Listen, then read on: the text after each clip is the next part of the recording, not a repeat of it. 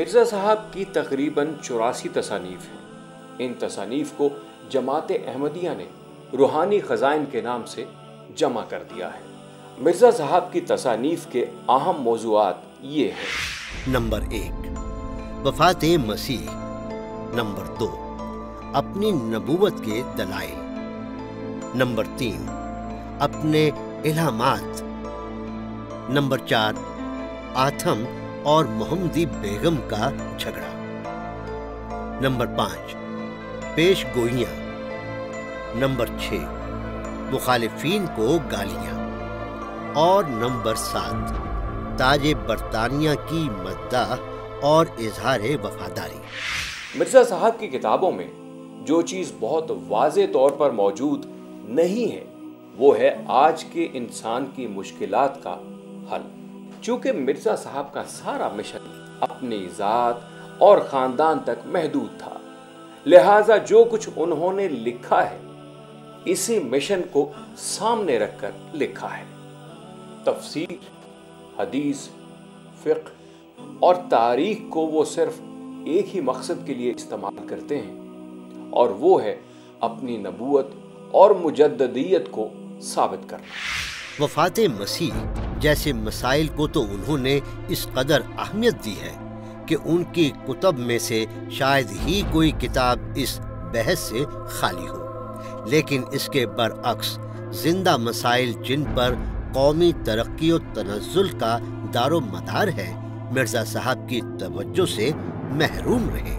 مرزا صاحب کی تصانیف میں ہمیں بعض اوقات معلومات کی بڑی سنگین غلطیاں نظر آتی ہیں۔ مثلا مرزا صاحب اپنی آخری تحریر میں فرماتے ہیں: تاریخ کو دیکھو کہ حضرت وہی ایک یتیم لڑکا تھا جس کا باپ پیدائش سے چند دن بعد ہی فوت ہو گیا، اور ماں صرف چند ماہ کا بچہ چھوڑ کر مر گئی تھی۔ سیرت طیبہ کا ہر طالب علم اس بات سے آگاہ ہے کہ حضور صلی اللہ علیہ وآلہ وسلم کے والد محترم آپ کی ولادت سے چند ماہ پہلے ہی فوت ہو گئے تھے، اور آپ صلی اللہ علیہ وآلہ وسلم کی والدہ ماجدہ کا انتقال پورے 6 سال کے بعد ہوا تھا۔ اور یہ مت بھولیے کہ یہ مرزا صاحب کی آخری تحریر تھی جو 69 برس کے علمی مطالعے کا نچوڑ تھی۔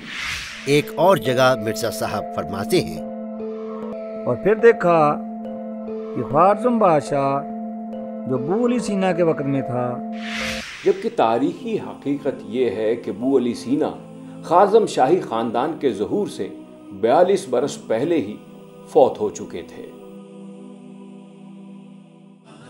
مرزا صاحب کے اقوال 5 زبانوں میں ملتے ہیں: اردو، عربی، فارسی، انگریزی اور پنجابی۔ پنجابی میں صرف ایک آدھ الہام ہے، چونکہ کسی غیر زبان پر قدرت حاصل کرنا مشکل ہوتا ہے، اس لیے مرزا صاحب کی عربی میں زبان اور محاورے کی غلطیاں موجود ہیں۔ کہیں فعل اور فاعل میں مطابقت نہیں، کہیں ضمیر و مرجع میں ہم آہنگی نہیں، اور کہیں کہیں تو مرزا صاحب نے عربی پر یہ غضب ڈھایا کہ پنجابی محاورات کو لٹرلی عربی میں منتقل کر دیا۔ مرزا صاحب کا جو کلام ہے، چاہے وہ نثر میں ہو یا نظم میں ہو، یہ ان دونوں اصناف بیان میں معمولی ترین درجے کا کلام ہے۔ مطلب اس میں نہ کوئی حسن اظہار ہے اور نہ اظہار کے جو دیگر ضروری یا تکنیکی یا فنی محاسن ہیں اور وہ ضابطے کی حیثیت رکھتے ہیں، ان پر یہ پورا اترتا ہے۔ تو ایک عام سے قلم کی تحریر ایک عام سی زبان کی گفتار ہے، تو یہ باور کرنا بہت مشکل ہو جاتا ہے ان کے کلام کو دیکھ کر کہ یہ کسی بھی طرح کی کوئی علمی یا اظہاری خصوصیت رکھتے ہیں اپنے معاصرین کی۔ نبی کے لیے ضروری ہے کہ جو اس کا متن دعوت ہو وہ ہر ایک سے فوقیت رکھتا ہو، یعنی کہ اپنے مخاطبین میں سے کوئی بھی ایسا نہ ہو اس کے مخاطبین میں جو اس کی سطح ادراک اور اس کے کمال اظہار کو چیلنج کر سکتا ہو۔ یہ مطلب نبوت کے لوازم میں سے ایک ہے، نبی کے خصائص میں سے ایک ہوتا ہے۔ تو مرزا صاحب کا کلام اس کسوٹی پہ پرکھے جانے کا تقاضا ہی نہیں کرتا، اس کو کہیں سے بھی دیکھ لیں۔ مثال طور پہ نثر کے عمدہ نمونے اگر عربی کے منتخب کیے جائیں تو وہ شروع ہی حدیث سے ہوں گے، مطلب ان کا منتہا حدیث ہے، آپ صلی اللہ علیہ وسلم کا قول ہے۔ تو اگر ہم اپنی اردو روایت میں یا فارسی روایت میں یا عربی روایت میں نثر کے عمدہ نمونوں کی تلاش شروع کریں تو ہم کبھی رخ کر ہی نہیں سکتے ان کی کتابوں کی طرف، یعنی ان کا کوئی کارنامہ ایسا نہیں ہے جسے نثر اور نظم کی روایت کے منتخبات میں شامل کیا جا سکے۔ شاعری جو ہے وہ تو کیونکہ ایک خالصتاً ایک صنف ادب کے طور پر اس پہ تو میں سمجھتا ہوں، میں نے دل سمین میرے ایک دوست تھے عبید اللہ علیم، ان کا مسلک احمدی سے تعلق تھا، انہوں نے مجھے ایک دفعہ دی تھی، میں نے دیکھا تو میں سمجھتا ہوں کہ ادبی نقطۂ نظر سے، شعری نقطۂ نظر سے وہ کوئی بہت اعلیٰ معیار کی کتاب نہیں، اور جیسے کلام منظوم اس کو کہہ لیجئے، ادب بھی آپ اس کو نہیں کہہ سکتے، اس میں تعصب کی بات نہیں ہے، جو بھی اس کو پڑھے گا تو وہ اس میری بات سے اتفاق کرے گا کہ مثلاً جو ان کے ہم عصر ہیں، جیسے فرض کیجئے غالب کے بعد سے اور اقبال کے زمانے کے جو شعراء ہیں ان کے کلام کو دیکھیے، خود اقبال کا کلام آپ کے سامنے ہے، ذرا پہلے حالی ہیں اور پورا دبستان ہے شعراء کا، آپ انہیں دیکھیے تو آپ کو اندازہ ہوگا کہ اس کا جو شعریات کے نقطہ نظر سے وہ کوئی اعلیٰ معیار پر اس کو آپ نہیں قرار دے سکتے۔ خطبہ الہامیہ کے متعلق مرزا صاحب کا دعویٰ ہے کہ یہ الہامی تحریر ہے، لیکن حیرت کی بات ہے کہ اس الہامی تحریر میں بھی گرامر کی غلطیاں در آئی ہیں۔ ملاحظہ کیجیے، الذین اکلوا اعمارہم ابتغاء الدنیا۔ عمر کھانا پنجابی محاورہ ہے جس سے عرب بالکل نا آشنا ہے۔ ایک اور جگہ لکھتے ہیں وارتدوا من السلام۔ یہ پروپوزیشن کی فاش غلطی ہے، من کی جگہ پر ان ہونا چاہیے۔ اسی قسم کی غلطیوں کی وجہ سے مشہور مصری عالم علامہ رشید رضا، ایڈیٹر المنار قاہرہ، مرزا صاحب کی عربیت پر ہنسا کرتے تھے۔ مرزا صاحب کے عربی الہامات سے پتہ چلتا ہے کہ بے شمار جگہوں پر قرآن پاک کی آیات دوبارہ مرزا صاحب پر نازل ہوئیں، اور 20 جگہ پر مقامات حریری و بدیعی کے جملے اور شعراء جاہلیت کے مصرے مرزا صاحب بولتے ہیں۔ عفت الدیار محلہا و مقامہا۔ یہ مرزا صاحب کا ایک الہام ہے، اور عجیب اتفاق ہے کہ سبا معلقات کے ایک قصیدے کا پہلا مصرع بھی یہی ہے۔ اظہار کہتے ہیں، سمجھیں کہ حق میرے لیے حقیقت ہے، میرے شعور کے لیے اظہار اس حق کی مینیفیسٹیشن کو کہتے ہیں۔ نبی کا ادراک حق کی پریزنس ہے اس کے شعور میں، نبی کا اظہار حق کی مینیفیسٹیشن ہے اس کی زبان سے۔ تو ان دونوں میں حق کی مناسبت رکھنے والا جو شکو اور حسن لازماً درکار ہے، ایک منکر حق کے تصور میں بھی لازماً درکار ہے، وہ شکو یہاں پر اس کی پرچھائی بھی نظر نہیں آتی۔ مرزا صاحب کے الہامات میں سے بہت سے الہامات عجیب و غریب ہیں۔ اے ازلی عبدی خدا، بیڑیوں کو پکڑ کے آ۔ 1905 کو خواب میں ایک فرشتہ دیکھا جس نے اپنا نام ٹچی ٹچی بتایا۔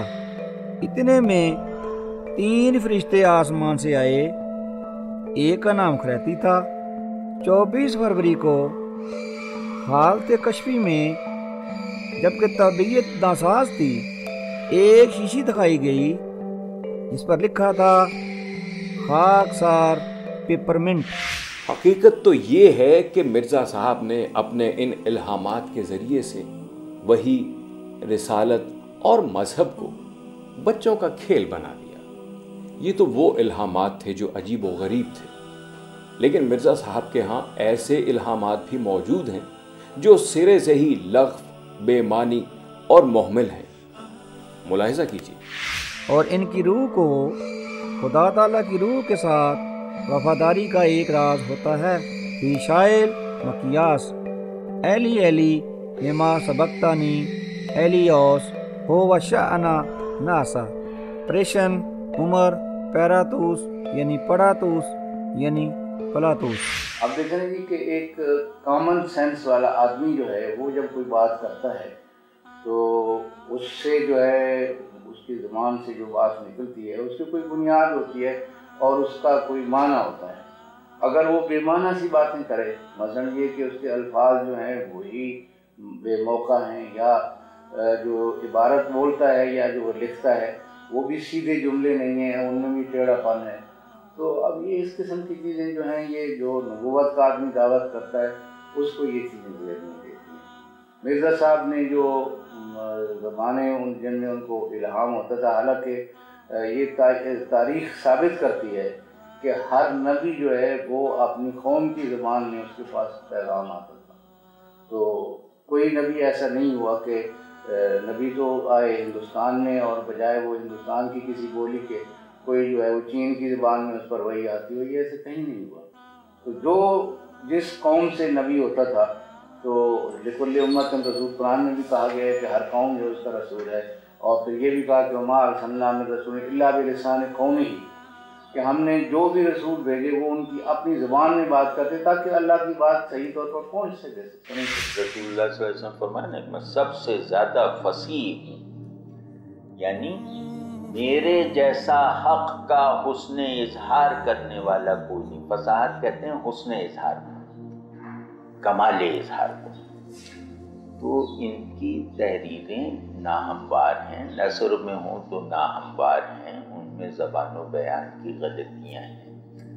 جن فقروں یا جن پیسیجز کو یہ وحی کہتے ہیں کہ یہ وحی لفظی ہے، وہ مطلب کسی گاؤں کے پڑھانے والے معلم کی عربی دانی سے زیادہ اس میں مظاہرہ نہیں ہوا، یعنی کہ انہوں نے اللہ تبارک و تعالیٰ کو عربی میں غلطی کرنے والا اور غیر فصیح کلمات کا متکلم بنا دیا، یعنی جس سے اچھے کلمات کوئی بھی عربی میں ایوریج استعداد رکھنے والا لکھ سکتا ہے۔ تو نبی جو اپنے اظہار میں ایک معجزہ بن کر آتا ہے، وہ معجزہ یہی ہوتا ہے کہ میں جو جانتا ہوں تم جان کے دکھاؤ، میں جو کہتا ہوں تم کہہ کے دکھا دو۔ تو یہ تو نبوت کے لازمی خواص ہیں نا۔